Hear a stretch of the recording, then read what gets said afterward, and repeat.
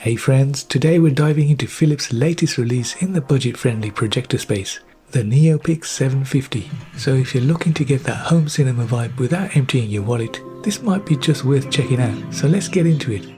Now, Philips recently announced the Neopix 750 as part of its affordable Neopix line, and they are really pushing the idea that you don't need to spend big bucks for a decent home theatre experience. This model recently hit the stores this month with a price tag of around $349. Now, prices may vary depending on your region, but it's positioned as the top model in the current Neopix lineup. So what makes the Neopix 750 special, you might be asking? Well, alright, let's talk audio because Philips is hyping it up as a main attraction here. We're getting room-filling surround sound with its dual 7-watt stereo speakers and a super quiet fan system. And to be honest, I was super surprised at how quiet this projector was. It is by far one of the quietest projectors I've had my hands on. And this might explain the size and weight of the projector. It's larger and heavier than most budget projectors I've come across. There's probably a larger fan and radiator in here, meaning the fan doesn't have to spin as fast, thereby reducing the sound output. That's my theory anyway. Unlike other brands, there's no fancy audio partnership, so no Dolby or DTS support here. So that's one area where Philips might feel a little bit basic. But hey, if you need better sound, you've got options. This projector has USB-A, HDMI, 3.5mm audio output, USB-C, so connecting external audio speakers won't be a problem. Now, specs and features wise, let's run through the visuals. The Neopix 750 is equipped with an LCD unit and a single LED light source, delivering a full HD picture of up to 120 inches with a 300:1 contrast ratio and a maximum brightness of 700 lumens. And that's enough brightness for most rooms with moderate lighting, though you'll still get the best results if you watch it in a dark space. Now, Philips is claiming a solid 30,000 hours of LED life here, so this projector should last you quite a while. Gaming on this projector was an enjoyable experience, but of course there's going to be latency issues with a projector. Nothing too obvious for average gaming, but obviously not intended for professional gaming. In terms of usability, it's running an Android-based OS called LumenOS, which supports streaming apps like Disney+, Prime Video, and Apple TV, and even Netflix.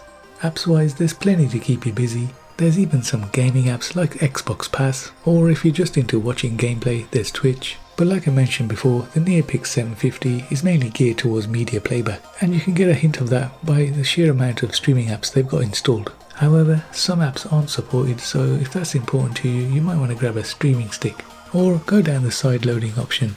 Now, setup wise, the Neopix 750 comes with keystone correction and 4-corner adjustment, so you don't have to be super precise where you place it. The auto keystone correction is pretty forgiving if you can't get it directly centered on the screen or wall. Failing that, you've got the 4-corner correction, and this is pretty straightforward to set up. Just select the corner and adjust manually until you're happy with the picture. There's also horizontal and vertical correction, and you just press the up or down button on the D-pad to adjust the picture. Another great feature of this projector is the digital zoom.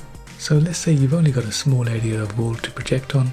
No worries, just use this feature to manually reduce the size of the picture. It'll take your picture size from 100% all the way down to 60%.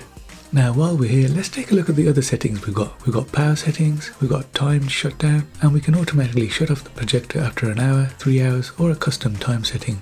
And way up top, we've got the input source where we can select from LumenOS, which is the OS on the projector, HDMI, and USB-C, which is super handy because you can connect your laptop and get charging via the same port. Back on the projector, we also get cool features like AirPlay, Google Cast, DLNA, and in advanced settings, there's tons of other settings we can play with, including subtitles, AirTune audio latency, and for the noobs, there's even a help section with pictures. So there's no excuse to use this projector to its full potential. Now, along with AirPlay, we've also got Screencast, which uses Mirrorcast as a connection. We've also got Wi-Fi settings, along with Bluetooth, so you can connect all your controllers for all those games you're going to be sideloading. And in image settings, we can change the projection direction from front to rear to ceiling front to ceiling rear. And this comes in handy when you're mounting the projector on the ceiling, or in fact any other location. And then below that, we've got our keystone correction and digital zoom, which I covered earlier. Now, the other handy feature I want to mention is in more settings, and if you scroll down in here, you'll see something called System Clean. And this is a useful setting to use if you're finding the projector is lagging in the OS system. It'll clean up your installations, cache, and any trash that's lurking around. So, final thoughts, at $349, the Neopix 750 looks like it could be a solid choice if you want a big screen at home without the premium price tag. It's got some good features for the price, especially in terms of flexibility with setup and sound options, though the lack of Dolby or DTS might be a deal breaker for audio purists. So if you're not expecting cinema level audio but still want a decent all-in-one projector, this could be worth considering.